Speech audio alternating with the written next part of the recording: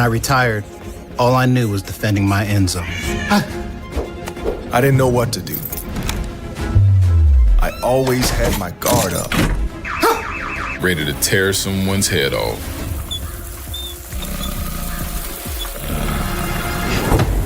Then I stopped settling for safe-ish and got safe with ADT.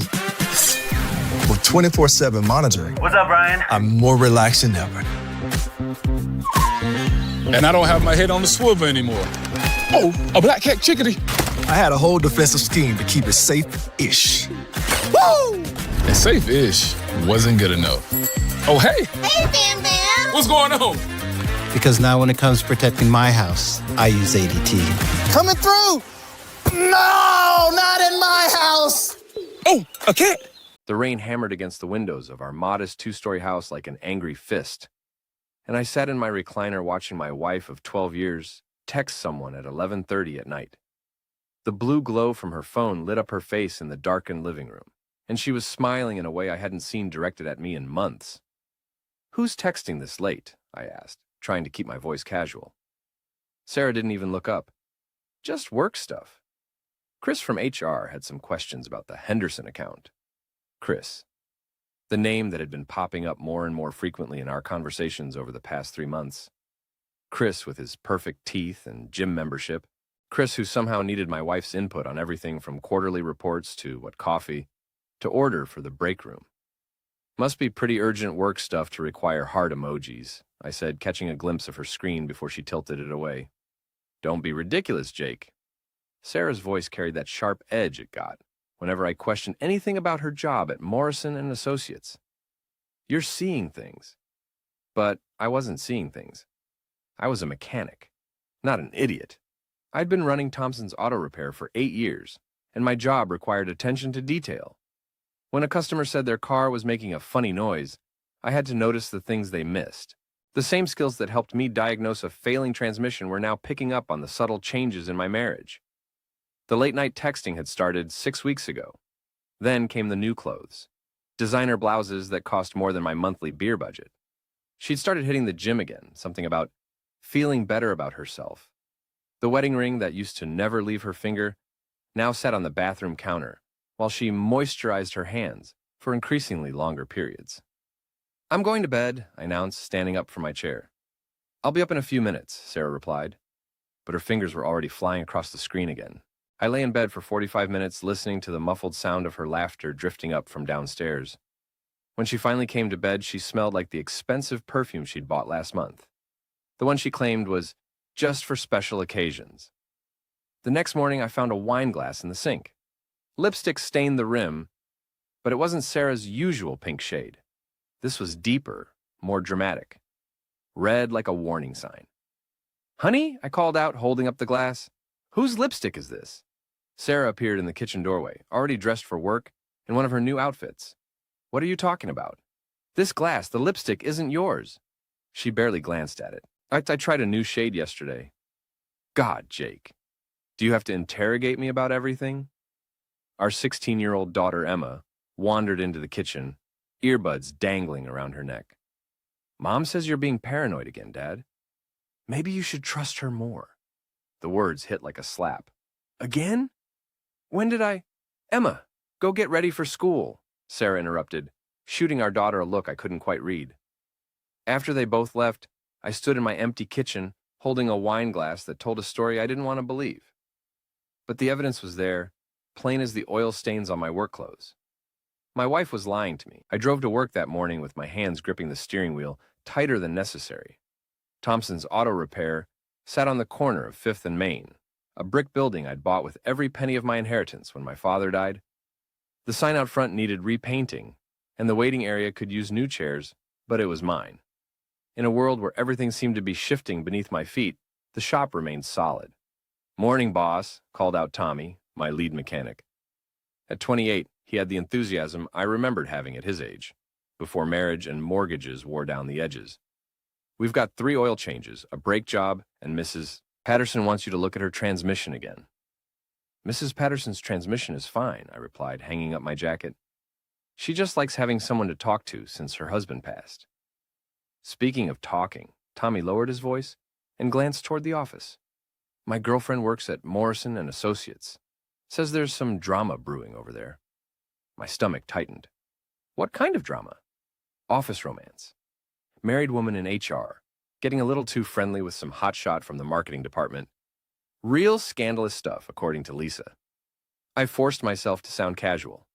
Sounds like typical office gossip. Yeah, probably nothing.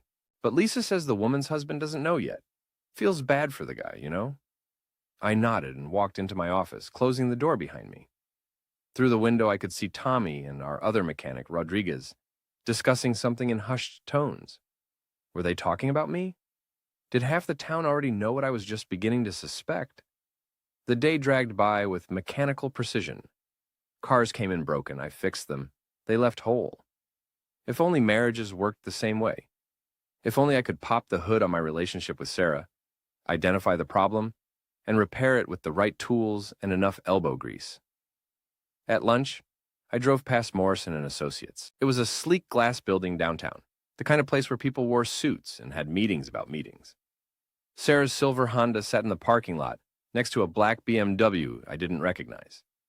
As I watched, two figures emerged from the building and walked toward the BMW. Even from a distance, I recognized Sarah's new confident stride.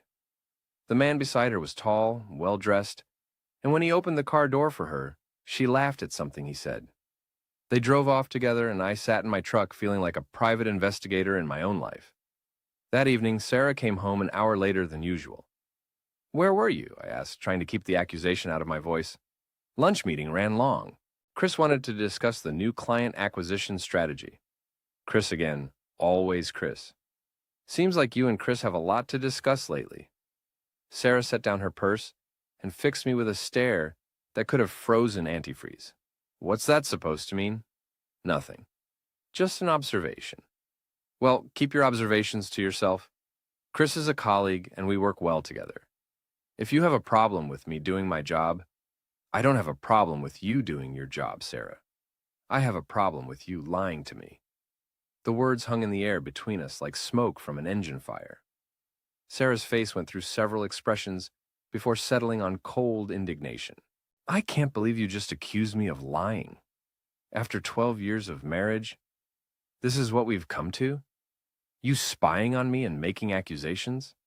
I'm not spying. I'm paying attention. There's a difference. No, Jake, there really isn't.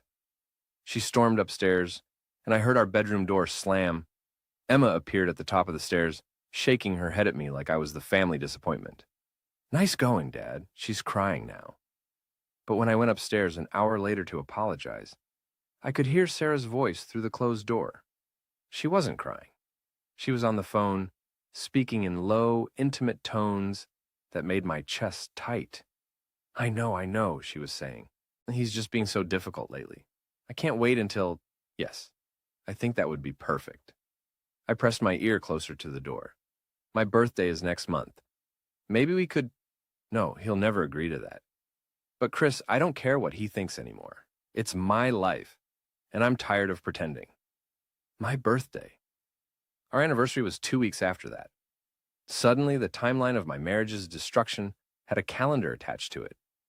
I spent the next hour in my garage, working on a 1967 Mustang I'd been restoring for 3 years. The repetitive work of sanding rust spots usually calmed my mind, but tonight it felt like I was trying to repair something that was too far gone to save. 3 weeks later, Sarah announced her birthday plans over breakfast, with the casual tone someone might use to discuss the weather. I'm thinking of having a party this year, something nice at that new wine bar downtown. Nothing too fancy, just close friends and a few people from work. Emma looked up from her phone with interest. Can I invite Ashley and Madison? Of course, sweetheart, it'll be fun. I poured myself another cup of coffee, sensing there was more to this announcement. How many people are we talking about? Maybe 20 or 25. I already made a list. Sarah pulled out her phone and started scrolling.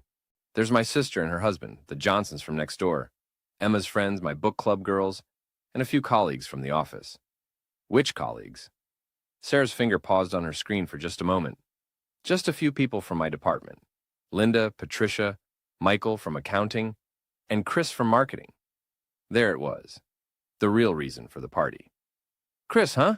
I didn't realize you two were close enough to invite him to family celebrations. He's not just a colleague, Jake. He's become a good friend. We work together every day, and he's been incredibly supportive during some difficult projects. Emma nodded approvingly. Mom's told me about Chris. He sounds really cool. Way more interesting than most of Dad's friends. The casual betrayal in my daughter's voice hit harder than Sarah's announcement. When had I become the boring husband that my own family apologized for? I'd prefer if you didn't invite him, I said quietly. Sarah's expression hardened. Excuse me? I'd prefer if you didn't invite Chris to your birthday party. It makes me uncomfortable. It makes you uncomfortable? Sarah's voice rose an octave. My friend makes you uncomfortable? He's not just your friend, Sarah. We both know that. Emma looked between us with the fascination of someone watching a car accident. Oh my God, Dad. Are you seriously going to be jealous of Mom's work friend? This isn't about jealousy, Emma.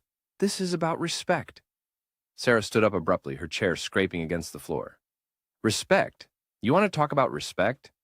How about respecting my right to have friends? How about respecting my judgment as an adult woman who can maintain professional relationships without her husband's permission? That's not what this is about, and you know it. No, Jake, I don't know it. Why don't you explain to me exactly what you think this is about? The kitchen fell silent except for the hum of the refrigerator. Emma had her phone out, probably recording this argument for her social media friends. Sarah stood with her arms crossed, daring me to say what we both knew I was thinking. I think you're having an emotional affair, I said finally. I think you and Chris have crossed lines that married people shouldn't cross. And I think inviting him to your birthday party is a way of flaunting that in front of our family and friends. Sarah's laugh was sharp and bitter. An emotional affair? Jesus, Jake. Do you hear yourself? You sound like some paranoid husband from a bad movie. Then prove me wrong. Don't invite him. I'll invite whoever I want to my birthday party. If you don't like it, you don't have to come. Emma gasped. Mom! No, Emma. Your father needs to understand something. I'm not going to live my life walking on eggshells because he's insecure. I'm not going to give up friendships because he can't handle the fact that I work with men. And I'm certainly not going to let him dictate my guest list for my own birthday party. I looked at my wife of 12 years, standing in our kitchen wearing a blouse that costs more than most people's car payments, defending her right to invite another man to her birthday party. The woman I'd married would have at least acknowledged my concerns. This version of Sarah seemed like a stranger wearing my wife's face. Please, Sarah, I'm asking nicely. Don't invite him. She leaned forward, her voice dropping to a whisper that somehow felt more threatening than shouting. I'll invite my male coworker to my birthday whether you like it or not. It's my birthday, my choice, my life. I nodded slowly, feeling something fundamental shift between us. Okay then. Okay. It's your choice. Sarah seemed surprised by my calm acceptance. She'd been prepared for a fight, not resignation. Good. I'm glad we understand each other. But we didn't understand each other at all. What Sarah didn't realize was that she'd just given me permission to make some choices of my own. That afternoon, I made 2 phone calls. The first was to David Harrison, a divorce attorney whose wife brought her car to my shop. David and I had talked enough over oil changes that I knew he was good at his job and discreet about his clients. Jake, what can I do for you? I need some advice, David. Hypothetically speaking, if someone wanted to document evidence of adultery for divorce proceedings, what would be the best way to go about it? There was a pause. Are we talking about a hypothetical someone, or are we talking about you? Let's stick with hypothetical for now. Hypothetically, the best evidence would be photographs, text messages, witness testimony, or video footage. The key is making sure everything is obtained legally. No breaking into phones, no trespassing, no recording conversations without consent in a 2-party consent state. What about public displays of affection? If 2 people were openly affectionate in front of witnesses? That would be excellent evidence, especially if those witnesses were willing to testify. Hypothetically speaking, of course.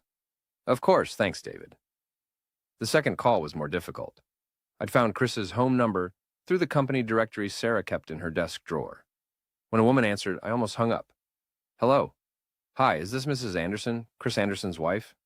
Yes, this is Jennifer. Who's calling? My name is Jake Thompson. I think we need to talk. There was a long silence. About what? About our spouses. I think they're having an affair.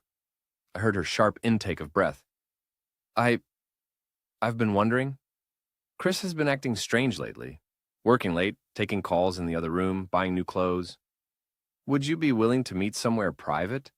I think we should compare notes. Yes, she said without hesitation. Yes, I think we should. We arranged to meet the next day at a coffee shop across town, far from both our neighborhoods and our spouse's workplace. Jennifer Anderson turned out to be a petite woman with kind eyes and worry lines that looked recent. She was a nurse at the local hospital, she told me, and she'd been married to Chris for 8 years. I found text messages, she said without preamble, after we'd ordered coffee. He deleted them, but I saw them before he could. Heart emojis, inside jokes, plans to meet for lunch. When I asked him about it, he said it was just work friendship. Sarah's been saying the same thing. But work friends don't usually text each other at midnight. Jennifer's eyes filled with tears. Midnight? Chris has been getting up in the middle of the night to check his phone. He says it's work emergencies, but what kind of work emergencies happen at 2 in the morning? We spent an hour sharing details that painted a clear picture. Chris and Sarah had been spending lunch hours together for months. They'd attended a conference in the state capitol last month, something Sarah had mentioned casually, but Jennifer said Chris had been excited about for weeks. They'd started dressing better, acting more secretive, and treating their spouses like obstacles to their happiness. Sarah's planning a birthday party, I told Jennifer. She's insisting on inviting Chris, even though I asked her not to. When? Next Saturday night, at that new wine bar downtown. Vintage and Vine. Jennifer wiped her eyes with a napkin. What are we going to do? I thought about my conversation with David Harrison. I think we're going to get some answers. What do you mean? I mean, if they want to flaunt their relationship in public, maybe we should let them. But this time, there will be consequences. Jennifer looked at me with a mixture of hope and fear. You have a plan? I'm working on one, but I'll need your help. Whatever you need. I can't keep living like this, wondering if my husband loves someone else more than me. I reached across the table and squeezed her hand. For the first time in weeks, I didn't feel alone in this mess. Trust me, Jennifer. By the time Sarah's birthday party's over, we'll both know exactly where we stand. The week before Sarah's birthday party passed in a strange state of suspended animation. She threw herself into planning the event with an enthusiasm I hadn't seen since Emma's middle school graduation. Every evening, she'd spread party supplies across the dining room table, making lists and checking them twice like Christmas morning depended on perfect execution. I ordered the wine selection today, she announced over dinner on Tuesday. They have this amazing Pinot Grigio that Chris recommended. He knows so much about wine. Emma nodded approvingly. That's so cool, Mom. Dad only drinks beer from the gas station. There's nothing wrong with beer, I said mildly. Of course not, honey, Sarah replied with the tone people use when humoring small children. But it's nice to expand our horizons sometimes. Our horizons? As if Chris's wine recommendations were somehow elevating our family's cultural status. I'd been documenting everything. David Harrison had given me a small notebook, and I filled it with times, dates, and observations. Tuesday. Sarah came home 45 minutes late, claimed traffic, but her car wasn't warm. Wednesday. Found a receipt for lunch at Romano's Italian restaurant for 2 people. Dated last Friday, when Sarah said she'd eaten a sandwich at her desk. Thursday. Sarah spent 20 minutes touching up her makeup before leaving for work, something she'd never done in 12 years of marriage. The evidence was mounting, but I needed more than circumstantial details. I needed something undeniable. Friday afternoon, I called Jennifer Anderson. How are you holding up? I asked. Not great. Chris bought a new suit yesterday. Said he wanted to look nice for a special occasion. When I asked what occasion, he said it was just time to update his wardrobe. For the party tomorrow night? That's what I'm thinking. Jake, I've been wondering, should we confront them before the party? Maybe if we talk to them privately. No, I said firmly. If we confront them now, they'll just deny everything and be more careful. We need proof that can't be explained away. What kind of proof? The kind that comes from letting them think they're safe.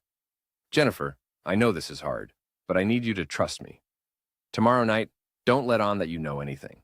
Act normal, be friendly, and let them dig their own grave. I don't know if I can watch them together and pretend everything's fine. You won't have to pretend for long. I promise you that. Saturday morning arrived gray and drizzly, matching my mood. Sarah had taken the day off to prepare for the party, and she fluttered around the house like a teenager getting ready for prom. She'd bought a new dress, black, elegant, and more form-fitting than anything in her usual wardrobe. What do you think? She asked, modeling it in front of our bedroom mirror. You look beautiful, I said honestly. She did look beautiful, and that made everything hurt more. I want tonight to be perfect, she said, adjusting the neckline. It feels like a new beginning somehow. A new beginning. The phrase hit me like a punch to the gut. Was this party Sarah's way of officially transitioning from our marriage to whatever she had with Chris? Was I about to watch my wife publicly choose another man? Jake? Sarah was looking at me with concern. Are you okay? You look pale. I'm fine, just tired. Maybe you should stay home tonight if you're not feeling well. For a moment, I considered it. Maybe it would be easier to skip the party, avoid the humiliation, let Sarah have her moment without forcing myself to witness it. But then, I thought about Jennifer Anderson, sitting at home wondering if her husband was kissing my wife, while she ate dinner alone. No, I said. I wouldn't miss your birthday for anything. The party was scheduled to start at 7 o'clock. At 6:30, I put on my best shirt and tie, checked the small digital camera in my jacket pocket, and drove downtown to Vintage and Vine. The wine bar was exactly the kind of place Sarah had always claimed we couldn't afford. Exposed brick walls, Edison bulb lighting, and a wine list that required a college degree to understand. Sarah had arrived early to set up decorations. She looked radiant, greeting guests with hugs and laughter that seemed genuine for the first time in months. Our friends and neighbors filtered in, along with Emma and her teenage friends, who immediately claimed a corner table and started taking selfies. I positioned myself near the bar where I could observe the room without being obvious about it. David Harrison had agreed to attend as our family attorney and friend, giving me a witness with legal credentials. Jennifer Anderson was supposed to arrive at 8 o'clock, after Chris had presumably made his entrance. I'd seen him before in passing, but tonight I got a good look at Sarah's work friend. He was tall and lean with the kind of effortless style that came from expensive clothes and regular gym sessions. His smile was perfect, his handshake firm, and when he handed Sarah a beautifully wrapped gift, she lit up like he'd just handed her the moon. Chris, you made it! Sarah's voice carried across the room, drawing attention from other guests. Wouldn't miss it for the world, he replied, and the way he looked at her made my stomach clench. They hugged, a long, intimate embrace that lasted several seconds too long for casual friends. I watched our neighbors notice. I watched Emma's friends whisper and giggle. I watched David Harrison raise his eyebrows and discreetly pull out his phone. The evening progressed with painful predictability. Sarah and Chris gravitated toward each other like magnets, standing closer than necessary, laughing at inside jokes, touching arms and shoulders with casual intimacy. When Sarah opened presents, she saved Chris's gift for last, unwrapping it with the care usually reserved for family heirlooms. Inside was a delicate silver bracelet with a small charm in the shape of a wine glass. Oh, Chris, it's beautiful. Sarah fastened it around her wrist immediately. How did you know I'd love it? Lucky guess, he said, but the look they shared suggested it was anything but luck. At 8 o'clock, Jennifer Anderson walked through the door. I'd told her to dress nicely and act like she belonged there. She'd followed instructions perfectly, wearing a simple blue dress and carrying herself with quiet confidence. When she approached me at the bar, several people turned to look at the attractive woman they didn't recognize. Jake Thompson, she said loudly enough for nearby guests to hear. I'm Jennifer Anderson. Thank you so much for inviting me. Of course, I replied, playing my part. Sarah, come meet Jennifer. She's Chris's wife. The color drained from Sarah's face so quickly I thought she might faint. Chris, who had been mid-conversation with our neighbor Bob Johnson, turned toward us with an expression of pure panic. Jennifer? Chris's voice cracked slightly. What are you doing here? Jake invited me, Jennifer said sweetly. When he mentioned Sarah was having a birthday party and that you'd be here, I thought it would be nice to finally meet the woman my husband talks about so much. The silence that followed was deafening. Our friends and neighbors sensed drama, but couldn't quite identify its source. Emma looked confused, glancing between her mother and the stranger who'd just claimed to be married to Chris. Sarah recovered first, her professional training kicking in. Jennifer, what a lovely surprise. Chris has mentioned you, of course. I'm so glad you could join us. But her hands were shaking as she reached for her wine glass, and I noticed she'd instinctively stepped away from Chris when Jennifer appeared. I hope you don't mind the last-minute addition, I said to Sarah. When I mentioned the party to Chris yesterday, he seemed so excited that I thought Jennifer might enjoy meeting your work friends. Chris's eyes darted between Jennifer and me, clearly trying to figure out how much we knew and how much trouble he was in. I didn't realize you'd spoken to my wife. Oh, we've had several lovely conversations, Jennifer said, her voice honey-sweet. Jake and I have discovered we have quite a lot in common. The next hour was excruciating for everyone involved. Sarah and Chris tried to maintain normal behavior, while clearly terrified of what Jennifer and I might say or do. Our friends sensed tension but couldn't identify its source. Emma kept shooting me questioning looks, finally beginning to understand that something was seriously wrong. Jennifer played her part perfectly, making polite conversation with other guests while keeping a watchful eye on her husband and my wife. Every time Chris and Sarah tried to drift toward each other, one of us would appear with a question or comment that forced them apart. At 9:30, Sarah announced it was time to cut the birthday cake. Everyone gathered around as she made a wish and blew out the candles. When people called for a speech, Sarah stood up with her wine glass raised. Thank you all for being here tonight, she began. This year has been transformative for me. I've discovered new friendships, new possibilities, and new courage to pursue happiness wherever I might find it. She looked directly at Chris as she spoke, and I saw Jennifer's hands clench into fists. Sometimes, Sarah continued, we have to be brave enough to embrace change, even when it's scary, even when other people don't understand or approve. The room erupted in applause, but I noticed several guests exchanging uncomfortable glances. Sarah's speech sounded less like birthday gratitude and more like a declaration of independence. As the party began to wind down, I watched Chris and Sarah grow increasingly desperate for a moment alone together. They kept trying to step outside for fresh air or slip away to check on something. But Jennifer and I had positioned ourselves as obstacles to any private conversation. Finally, around 10:15, their patience ran out. I was talking to David Harrison near the front door when I saw Sarah grab Chris's hand and pull him toward the back exit that led to a small patio behind the wine bar. They moved quickly, clearly thinking they'd finally found their opportunity for privacy. Now, I said to David, and we followed them outside. The patio was dimly lit by string lights, creating an intimate atmosphere that Sarah and Chris had obviously been hoping for. They stood close together near the far railing, and as we watched from the doorway, Chris cupped Sarah's face in his hands. I can't stand this anymore, he said, his voice carrying in the quiet night air. Pretending we're just friends, acting like this doesn't mean anything. I'm falling in love with you, Sarah. I know, she whispered back. I love you too. And then they kissed. It wasn't a quick, impulsive kiss that could be explained away as a moment of weakness. It was slow, passionate, and deliberate. The kiss of two people who had been waiting for this moment for a long time. I pulled out my camera and took 3 photos before they broke apart. That's enough, I said, stepping onto the patio. Sarah and Chris sprang apart like teenagers caught by parents. Sarah's lipstick was smudged, and Chris's hair was disheveled where her fingers had run through it. Jake! Sarah's voice was high and panicked. I can explain. No need for explanations, I said calmly. The photos speak for themselves. David Harrison stepped beside me, his phone also out and recording. I think we have everything we need. Chris looked between us with growing horror. You set us up. You set yourselves up, I replied. We just gave you enough rope to hang yourselves with. Jennifer appeared in the doorway, tears streaming down her face, but her voice steady.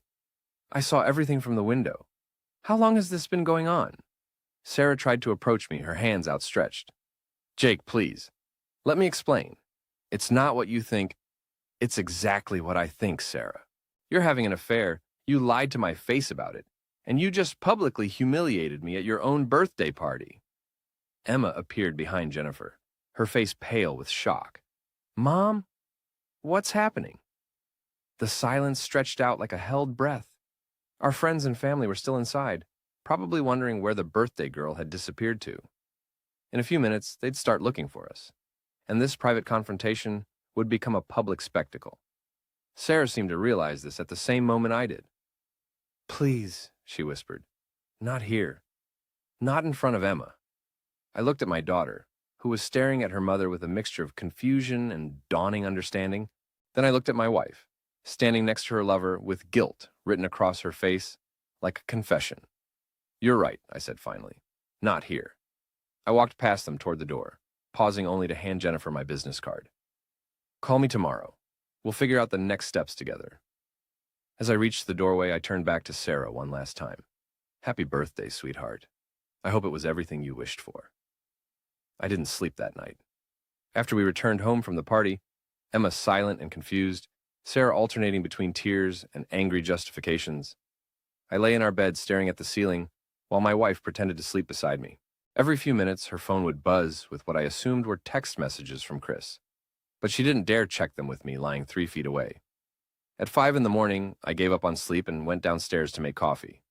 Sarah found me an hour later, sitting at the kitchen table with the photos from the party spread out in front of me. "We need to talk," she said, her voice hoarse from crying. "I think we're past talking, don't you?" Sarah sat down across from me, wrapping her robe tighter around herself like armor. In the harsh morning light, she looked older than her 36 years, the stress of maintaining her double life finally showing on her face. "It wasn't supposed to happen like this," she said quietly. "How was it supposed to happen, Sarah? Were you planning to file for divorce first? Or were you just going to keep lying until I caught you in bed together?" "I never meant to hurt you." I laughed, but there was no humor in it. "You invited your lover to your birthday party and kissed him in front of our friends and neighbors. If that wasn't meant to hurt me, I'd hate to see what you'd do if you actually wanted to cause pain." Sarah's composure cracked and fresh tears started flowing. "I know how it looks, but Chris and I, it's not just physical. We connect on a level that you and I never have. He understands my ambitions, my dreams. He makes me feel alive again." "And I make you feel what? Dead?" "You make me feel ordinary. Like I'm just another small-town wife whose biggest excitement is grocery shopping and PTA meetings. Chris sees potential in me that you've never seen." The words hit like physical blows. 12 years of marriage, of building a life together, of supporting each other through my father's death and her mother's cancer diagnosis.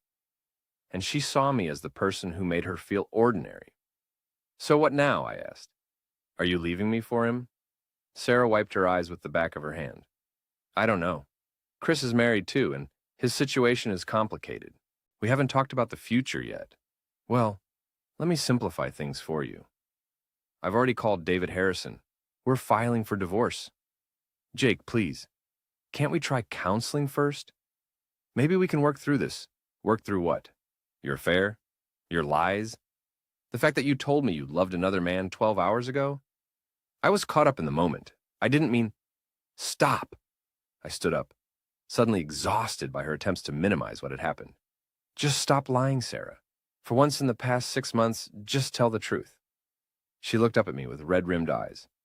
"The truth is that I haven't been happy in our marriage for a long time. The truth is that Chris makes me feel things I'd forgotten I could feel. And the truth is that I don't know if I can give that up, even for our family." At least it was honest. Brutal, but honest. "Then you've made your choice," I said. "Now you get to live with the consequences." I left her sitting at the kitchen table and went upstairs to shower and dress for work. When I came back down, Emma was eating cereal while Sarah sat in the same position, staring at the photos I'd left on the table. "Dad?" Emma's voice was small and uncertain. "Are you and Mom getting divorced?" I looked at my daughter, my smart, beautiful daughter, who was about to learn that families could implode without warning, that people you trusted could betray you in the cruelest ways possible. "Yes, sweetheart, we are." Emma nodded solemnly, more mature than any 16-year-old should have to be. "Because of what happened last night? With Mom and that man? That's part of it." "I'm sorry, Dad. I know I said some mean things before about you being boring and stuff. I didn't understand what was really happening." I hugged her tightly, breathing in the familiar scent of her. "And none of it changes how much your mother and I love you. Will I have to choose who to live with? We'll figure all that out, okay? The important thing is that you're safe and loved, no matter what happens between your mom and me. After Emma left for school, I drove to work with my phone ringing constantly.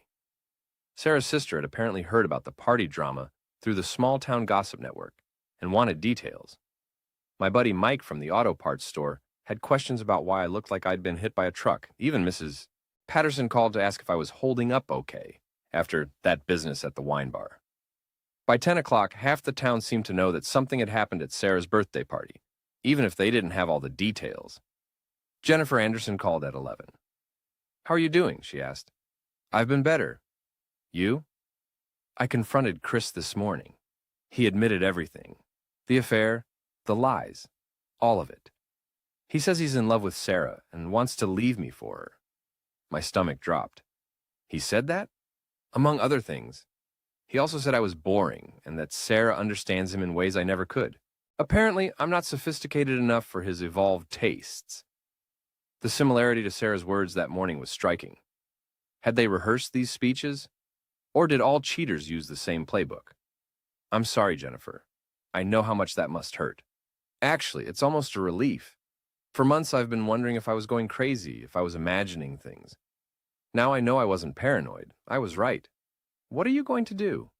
Same thing you are, I imagine. File for divorce and try to rebuild my life. But first, I want to make sure Chris understands exactly what he's giving up. What do you mean?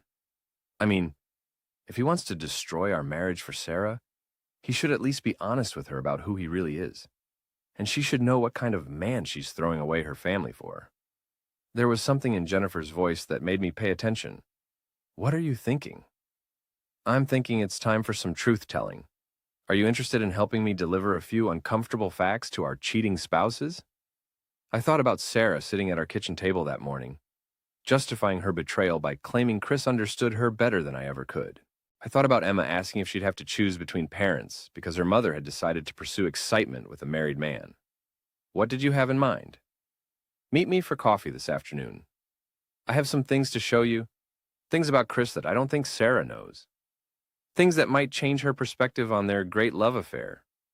We met at the same coffee shop where we'd first compared notes about our spouse's suspicious behavior. This time, Jennifer brought a manila folder filled with documents. Chris has been lying to everyone, not just me, she said, spreading papers across the table. His college degree? Fake. He never graduated from State University like he claims on his resume. I found the real transcripts. He dropped out junior year after failing 3 classes. She showed me official documents that painted a very different picture of Chris Anderson than the successful marketing executive Sarah had fallen for. His job at Morrison & Associates? He's not a marketing director. He's an assistant account coordinator, barely above entry level. He lies about his title and salary to make himself sound more important. How did you find all this? I'm a nurse, Jake. I know how to research medical records and verify credentials. It wasn't hard to apply those skills to my husband's employment history.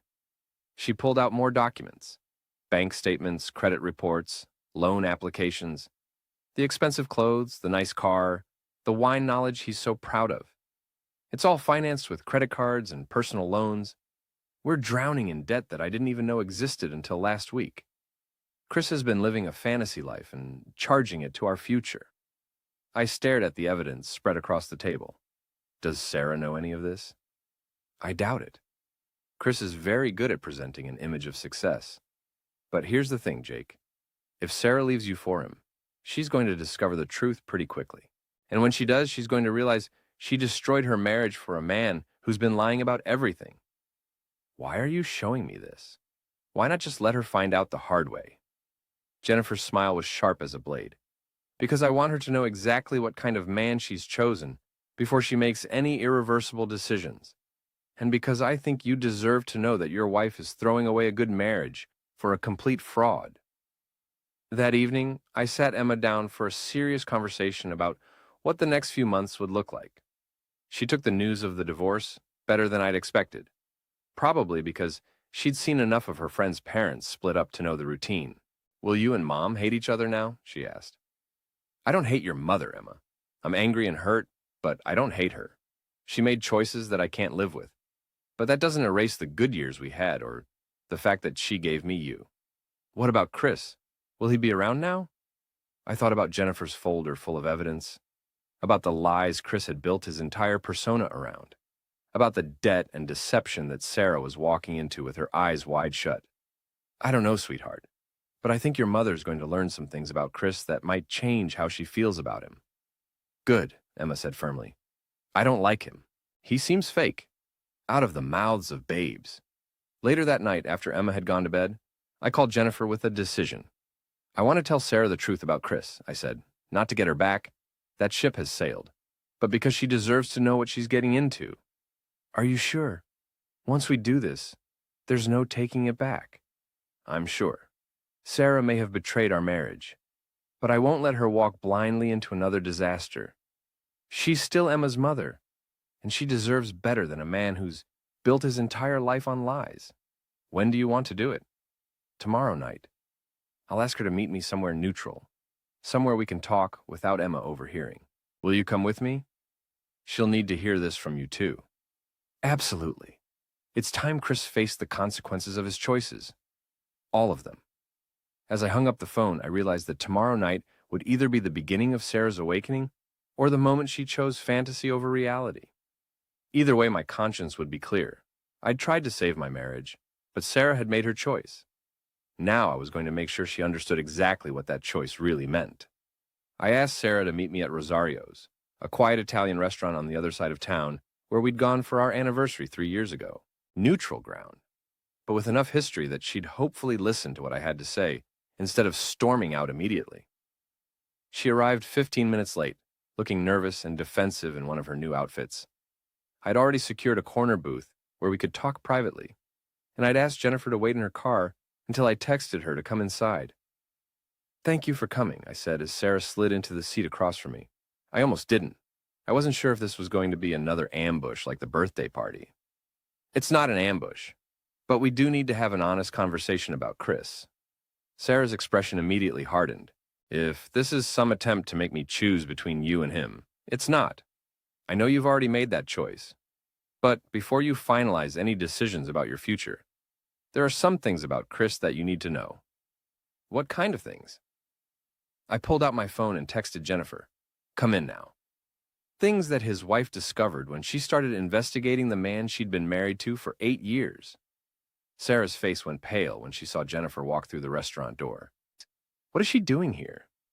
She's here because she has information that you need to hear before you destroy your life for a man who's been lying to everyone, including you. Jennifer slid into the booth next to me, placing the manila folder on the table between us. Hello, Sarah. Thank you for agreeing to listen. I didn't agree to anything. Jake, this is ridiculous. I'm not going to sit here while you and his wife try to poison me against Chris. We're not trying to poison you against anyone, Jennifer said calmly. We're trying to show you who Chris really is, not the person he's pretended to be. She opened the folder and pulled out the college transcripts. Chris told you he graduated from State University with a marketing degree, didn't he? Sarah glanced at the papers, but didn't pick them up. So he never graduated. He dropped out junior year after failing 3 classes. His degree is fake. That's impossible. He works in marketing at Morrison & Associates. They wouldn't hire someone without proper credentials. Jennifer pulled out the employment verification documents. He's not a marketing director, Sarah. He's an assistant account coordinator. Entry-level position, basic salary, no real authority. He's been lying about his job title and income since the day he was hired. I watched Sarah's face as she processed this information. Confusion, then disbelief, then the first flicker of doubt. Even if that's true, she said slowly, it doesn't change how I feel about him. People lie about their backgrounds all the time. It doesn't mean he's a bad person. You're right, I said. But there's more.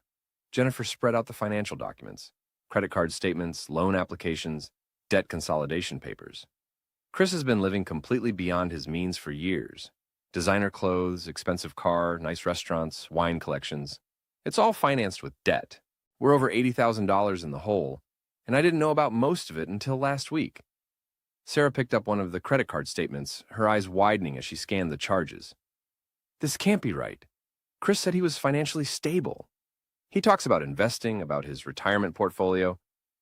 All lies, Jennifer said gently.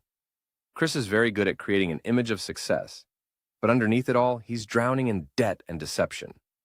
If you leave Jake for him, you'll be walking into a financial disaster. Why are you telling me this? Sarah's voice was barely above a whisper. Because despite everything that's happened, I don't think you deserve to be lied to, I said. You may have betrayed our marriage, but I won't let you walk blindly into another mess. Sarah stared at the documents spread across the table, her hands shaking slightly. This doesn't make sense. Chris is confident, successful, sophisticated. He knows about art and wine and culture. He knows how to Google things and repeat what he's read, Jennifer said. Chris has spent years crafting a persona that would attract women like you, intelligent, ambitious women who are looking for something more exciting than their current lives. You're not the first affair he's had, Sarah. The words hit like a physical blow. Sarah looked up sharply. Oh, what do you mean? Jennifer pulled out a different set of papers, printed emails and text messages. I found these on an old laptop Chris thought he'd wiped clean. 3 different women over the past 5 years, all married, all convinced that Chris was their soulmate, who understood them better than their husbands did. Sarah's face went white as she read the messages. The same romantic phrases Chris had used with her, the same promises about understanding and connection, the same lies about his background and success. It was like reading a script that he'd performed multiple times. He told Lisa from his previous job that her husband was too blue-collar to appreciate her intelligence, Jennifer continued. He told Rebecca from his gym that her husband was holding back her potential. And he told Michelle from his college alumni group that her husband was boring and ordinary. Sound familiar? Sarah's hands were trembling as she set down the papers. These could be fake. You could have made all this up to break us apart. I could have, Jennifer agreed, but I didn't. And deep down, you know I'm telling the truth, because you've probably started to notice things about Chris that don't quite add up. Little inconsistencies in his stories, moments when his sophisticated facade slips, times when he seems to be performing rather than just being himself. I watched my wife's face as Jennifer's words hit home. Sarah was intelligent enough to recognize the truth when it was laid out in front of her, even when that truth was devastating. The wine knowledge he's so proud of, Jennifer continued. He memorized a few basic facts from a sommelier website. The art appreciation? He reads museum brochures and repeats what he's learned. The business insights that impressed you so much? He steals ideas from Harvard Business Review articles and presents them as his own thoughts. Sarah sat in stunned silence for several minutes, staring at the evidence of Chris's deception. When she finally spoke, her voice was hollow. Why didn't you tell me this sooner? Why wait until now? Because, until your birthday party, I wasn't sure how far things had gone between you two, I said. I hoped maybe it was just an emotional connection that hadn't crossed physical lines. But after seeing you together, after hearing you say you loved him, I realized you were about to make a decision that would destroy multiple lives based on lies. What do you want from me? Sarah asked. Do you want me to thank you for humiliating me? Do you want me to beg for forgiveness? I don't want anything from you, Sarah. Our marriage is over. But I want you to make your next decisions based on truth, not fantasy. Jennifer gathered up the papers and put them back in the folder. I'm filing for divorce from Chris tomorrow. When he realizes that his comfortable life with me is over and that his debts are about to become public knowledge, he's going to look for someone else to support his lifestyle. Don't let that someone be you. Sarah stood up abruptly, her chair scraping against the floor. I need to think about this. I can't process all of this right now. Take the folder, Jennifer said, pushing it across the table. Look at everything when you're ready. And when you talk to Chris about what we've told you, pay attention to how he reacts. Pay attention to whether he tries to explain it away, or if he finally tells you the truth. Sarah took the folder with shaking hands and walked out of the restaurant without another word. I sat with Jennifer in the quiet aftermath, both of us emotionally drained from the confrontation. Do you think she believed us? Jennifer asked. Part of her did. The intelligent part that's been noticing inconsistencies but ignoring them because she wanted the fantasy to be real. What do you think she'll do now? I think she'll confront Chris. And I think his reaction will tell her everything she needs to know about the man she was willing to destroy her marriage for. Jennifer nodded sadly. It's strange, isn't it? A week ago, we were both married to people we thought we knew. Now we're sitting here like survivors of the same disaster. Maybe we are survivors. Maybe this is what it looks like when you refuse to let other people's lies define your reality. We parted ways in the parking lot. Two people who'd been thrown together by betrayal, but who'd found strength in facing the truth together. As I drove home, I thought about Emma, probably doing homework at the kitchen table, unaware that her mother's world had just been turned upside down. Tomorrow, Sarah would have to decide whether to cling to her fantasy or face the reality of who Chris Anderson really was. Either way, my part in this drama was nearly over. I'd done what I could to protect my family and tell the truth. Now it was time to start building a new life from the pieces of the old one. But first, I had to prepare for whatever storm Sarah would bring home with her tonight. Sarah didn't come home that night. At 11 o'clock, she sent a text saying she was staying at her sister's house and needed time to think. Emma asked where her mother was, and I told her the truth, that Sarah was processing some difficult information and needed space. Is it about Chris? Emma asked with the perceptiveness that teenagers sometimes display. Yes. It turns out Chris hasn't been honest about some important things. Good. I hope Mom dumps him. The next morning, I was drinking coffee and reading the paper when my phone rang. Sarah's name appeared on the screen, and I almost didn't answer. But Emma was getting ready for school upstairs, and I didn't want her to overhear whatever conversation was about to happen. Hello, Sarah. I confronted Chris last night. Her voice sounded hollow, exhausted. And everything you and Jennifer told me was true. The degree, the job title, the debt, the other women. All of it. I waited for her to continue, not sure what response she was looking for. He tried to explain it away at first. Said the college thing was a misunderstanding, that he'd been planning to finish his degree online. Said the job title was just a technicality and that he was being promoted soon. But when I showed him the evidence Jennifer had gathered, when I asked him directly about the other affairs, she trailed off and I could hear her crying softly. He admitted it, all of it. He said he never meant for things to go this far with me, that it was supposed to just be a harmless flirtation. He said he was sorry, but that he couldn't leave his wife because of their financial situation. He needed her income to pay off his debts. The cruelty of it was breathtaking. Chris had convinced Sarah to risk her marriage for a fantasy, and when confronted with the truth, he'd essentially told her she wasn't worth the trouble of leaving his wife. I'm sorry, Sarah. I know how much this must hurt. Are you? Are you really sorry? Or are you satisfied that you were right about him? It was a fair question, and I considered it carefully before answering. I'm sorry that you're in pain. I'm sorry that Emma has to watch her parents' marriage fall apart. I'm sorry that we've reached a point where proving someone's dishonesty feels like a victory. But I'm not sorry that you know the truth about Chris before you made any irreversible decisions. There was a long silence before Sarah spoke again. Jake, I know I don't have the right to ask this, but is there any chance we could try to work things out? Could we go to counseling? Maybe try to rebuild what we had? The question I'd been dreading and hoping for in equal measure. Sarah, you told me that Chris made you feel alive in ways I never could. You said I made you feel ordinary. You kissed another man at your birthday party in front of our friends and family. Even if Chris turned out to be a fraud, those feelings you had about our marriage were real. I was confused. I was caught up in the excitement of feeling desired again.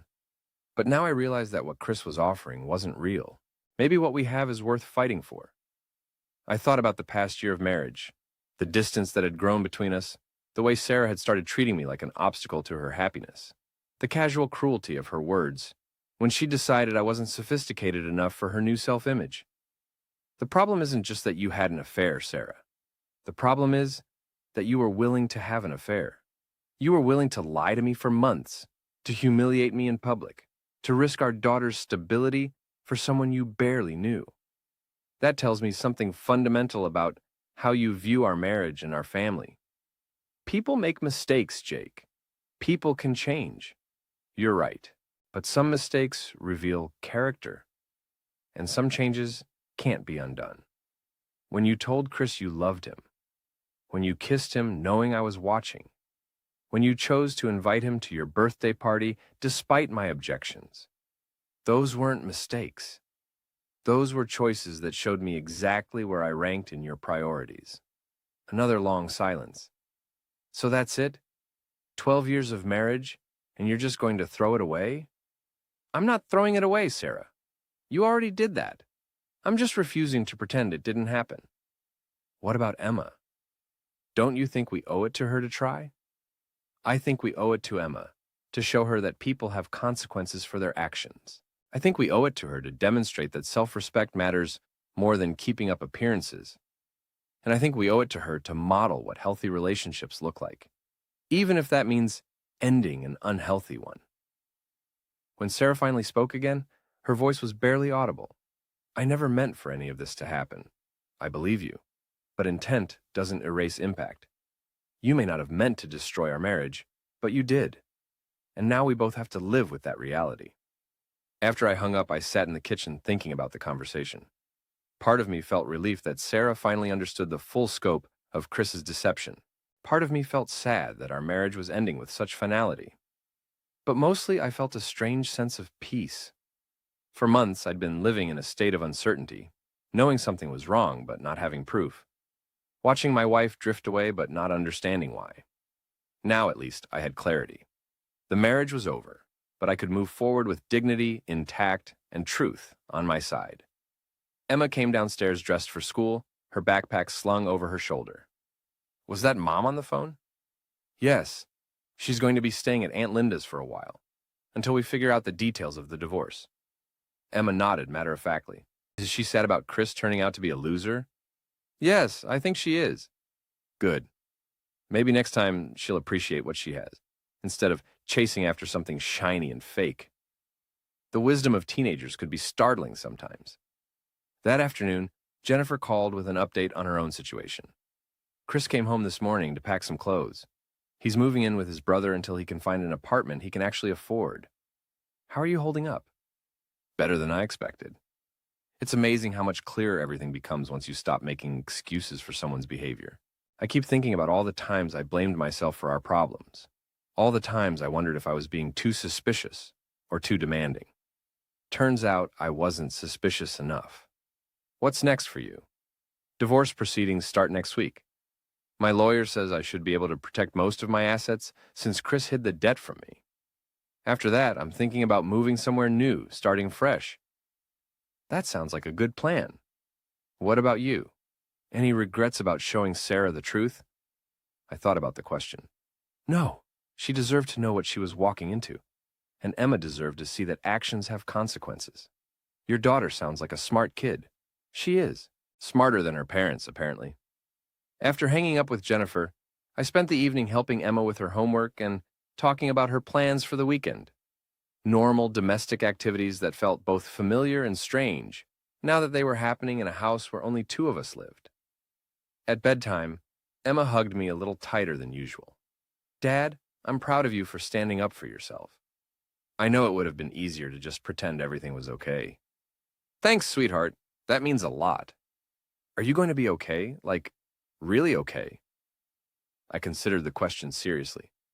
Was I going to be okay? My marriage was ending, my family was broken, and I was about to become a single father navigating custody arrangements and dating in my 40s. But I was also free from the constant anxiety of wondering what my wife was hiding from me. I was free from the humiliation of being lied to and disrespected. I was free to build a life based on honesty and mutual respect, even if I had to build it alone. Yeah, Emma, I think I'm going to be more than okay. I think I'm going to be happy. And for the first time in months, I actually believed it.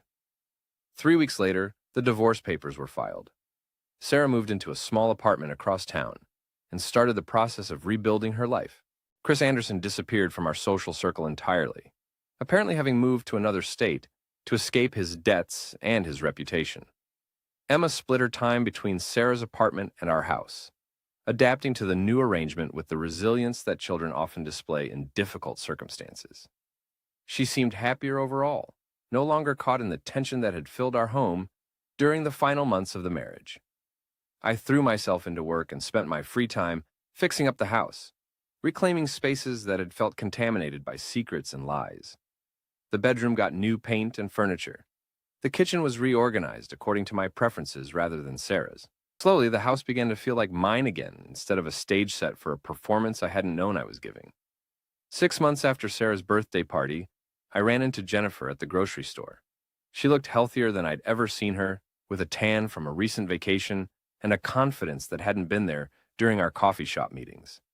"Jake, how are you?" "I'm good, really good. You look great." "I feel great. I got the job I applied for at the regional hospital. Better pay, better hours, and a completely fresh start."